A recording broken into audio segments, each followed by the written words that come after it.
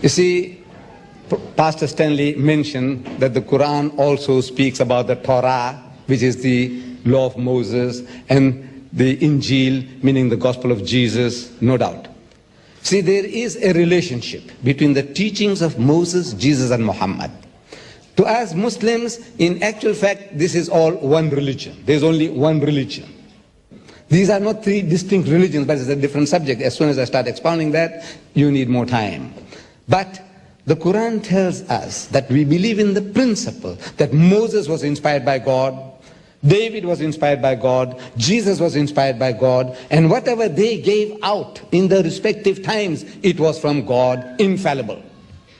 But those words were not preserved in the pristine purity. That is what we are questioning. We're not questioning Moses, but what was written was not written by Moses. If he had signed his name, no problem. If Jesus had countersigned Matthew, Mark, Luke, and John, there would have been no problem.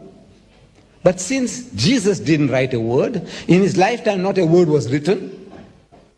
He didn't write it, nor did anybody write a word in his lifetime.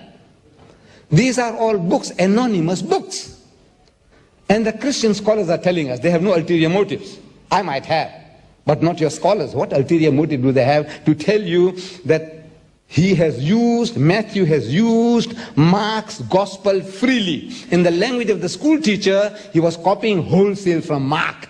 And Mark was not even one of the 12 disciples of Jesus.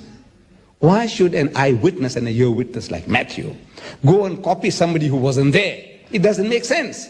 And in the book itself, Matthew tells us, Matthew 9:9, it says, while he, Jesus, was going forth into the way, Jesus, saw a tax collector called Matthew.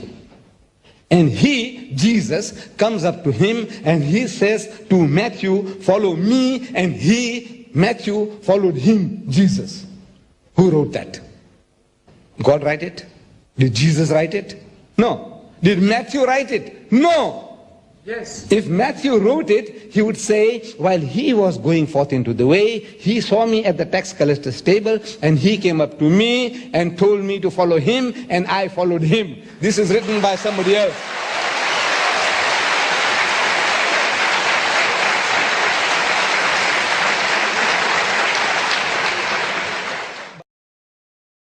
أعوذ بالله من الشيطان الرجيم بسم الله الرحمن الرحيم فويل للذين يكتبون الكتاب بأيديهم